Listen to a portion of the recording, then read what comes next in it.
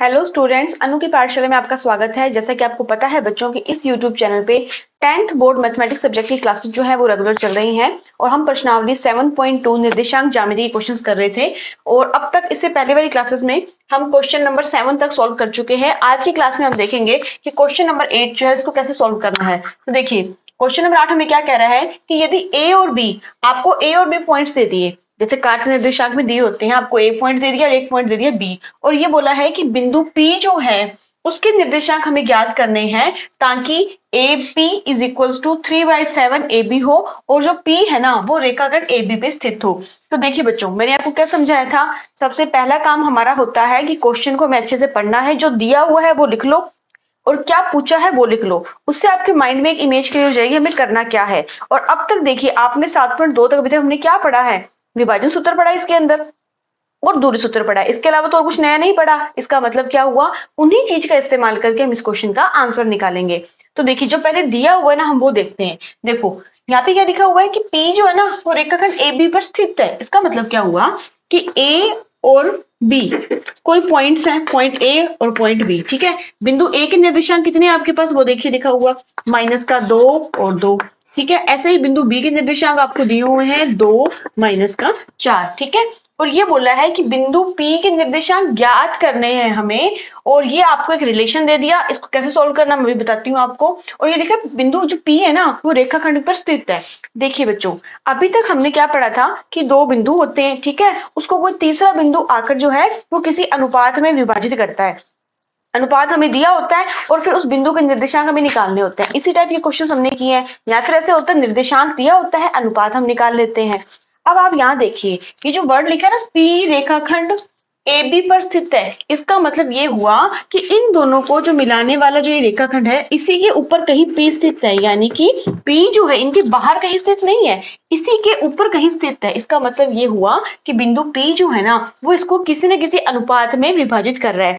अब आप क्वेश्चन देख के बताइए, हमें P के तो निर्देशांक ज्ञात करने हैं। ठीक है, आपको पता है P के निर्देशांक ज्ञात करने, इसको हम क्या मान लेंगे, XY निर्देशांक मान लेते हैं इसके। अच्छा, ए और बी के निर्देशांक हमने लिख ही दिए। अब आप बताइए, अब आप कहोगे मैम हमने तो विभाजन सूत्र पढ़ा था। विभाजन सूत्र में तो ये होता है कि जब हमें उसके m1 और m2 यानी कि अनुपात दिया होता है उसकी हेल्प से हम निर्देशांक निकालते हैं।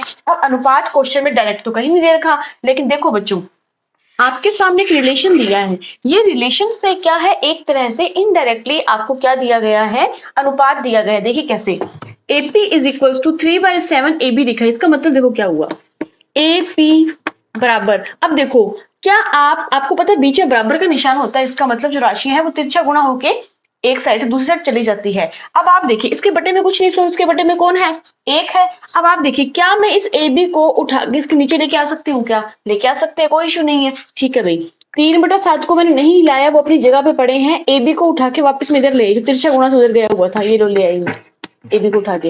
अब आप देखिए, आपको यहाँ से क्या पता चल रहा है कि जो ए पी है ना, यानी कि जो ए पी है ना वो तो है 3 और ए बी जो है वो 7 है। अच्छा, ए बी कौन सी, ए से बी पूरी की पूरी 7 है। देखो बच्चों, ये एक तरह से आपको अनुपात दिया हुआ है। ये वर्ड लिखा था ना एपी जो है वो ए बी का 3/7 गुना है। जब हम यहाँ से इसको देखते हैं तो आपको पता चल गया कि भाई जो एपी तो है ना वो तो 3 अनुपात है और जो पूरी ए बी है वो 7 अनुपात है। अब आप बताइए, पूरी 7 है, इतनी सी 3 है, तो बताओ ये कितनी बची, 4 बची ना। कैसे बची को देखो, ए बी तो पूरा पर थी, ए बी तो, और आपको निकालनी है पीवी कितनी है। तो आप बता सकते हो कि अगर आप ए बी में से एपी घटा दोगे तो आपके पास अपने आप क्या आ जाएगी, पीबी, यानी कि ये वाली आपके पास दूरी आ जाएगी। अब बताओ टोटल कितनी है, 7। ठीक है, टोटल 7 है, इसमें से ये वाली एपी कितनी है, 3 है।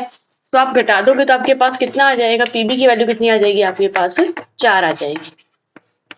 आई होप आप इस चीज को समझ पाए होंगे। बिल्कुल, ये तो बेसिक सी बात है ना, तो टोटल 7 है, इतनी 3 दे दी, तो बताओ ये कितनी बची, ये बची 4 बची। तो बताओ बच्चों, एक तरह से क्या दिया हुआ आपको, ये एक तरह से अनुपात दिया हुआ है। हमें अनुपात चाहिए होता है क्वेश्चन सॉल्व करने के लिए।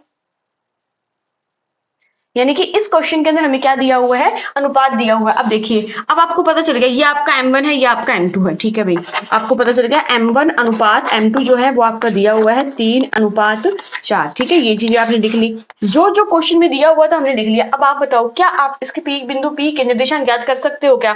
तो अब आपको हाँ जी मैम, इसका इजी से हम निकाल सकते हैं। क्यों? क्योंकि हमें पता है विभाजन सूत्र का लगा के हम जो है किसी तीसरे बिंदु के निर्देशांक निकाल सकते हैं, जो कि दो बिंदुओं को मिलाने वाले रेखाखंड को किसी अनुपात में क्या करता है, विभाजित करता है। अब आप बताइए, विभाजन सूत्र जो है, विभाजन सूत्र की हेल्प हम लेंगे यहाँ पे। अब आपको पता है विभाजन सूत्र की हेल्प से अगर आप बिंदु P के x y निर्देशांक निकालेंगे तो बताओ बच्चों क्या होता है इसका फॉर्मूला, याद आया? वो x बताया था आपको, जैसे आपका ये तो m1 निर्देशांक है, ये आपका m2 निर्देशांक है, तो आपको ध्यान है m1 का गुना x2 के साथ, क्योंकि आपको पता है ये वाले जो पॉइंट्स हैं ये एक तरह से क्या है आपके x1 y1, और ये निर्देशांक क्या है आपकी एक तरह से x2 y2, तो m1 का गुना x2 के साथ क्रॉस प्रोडक्ट में चलेंगे तो m1 x2 प्लस में m2 का गुना x1 के साथ, तो क्या आ जाएगा m2 x1, और हमेशा बटे में क्या आता है, दोनों अनुपातों को जोड़ दो, m1 plus m2, m1 plus m2। तो बताओ ये निर्देशांक किसका निकाल रहे हैं हम, x का, x निर्देशांक निकल जाएगा यहाँ से, हमारे पास कोमा लगाया मैंने। अच्छा y निर्देशांक निकालना है तो फॉर्मूला तो वही है ना, m1 का गुना y2 से करो, m1 का गुना y2 से करो, प्लस में m2 का गुना y1 से करो, m2 का गुना y1 से करो, और बटे में क्या आता है हमेशा m1 प्लस m2।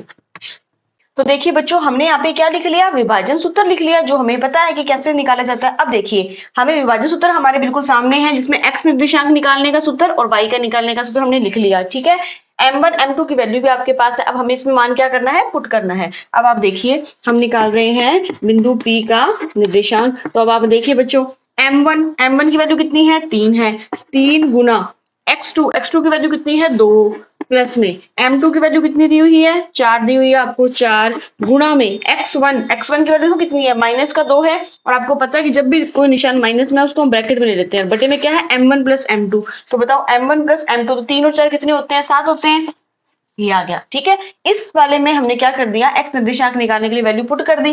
बिल्कुल ऐसे ही जब हम इसमें सॉल्व करेंगे तो m1 का गुणा y2 से, m1 की वैल्यू 3 है और y2 की वैल्यू माइनस का 4 है, यानी कि 3 का गुणा करोगे आप किससे, माइनस के 4 से, प्लस में m2 का गुणा यानी कि 4 का गुणा करोगे y1 के साथ, यानी कि 4 का गुणा 2 के साथ हो जाएगा आपका, तो 4 गुना 2, और बटे में हमेशा कहता है m1 प्लस m2, यानी कि 3 और 4 कितने होते हैं, 7 होते हैं, तो ये आपकी वैल्यू आ गई। इस फॉर्मूले में हमने क्या किया है, मान पुट किया है, ठीक है। अब आप देखिए, अब इसे हम सोल्व करते हैं।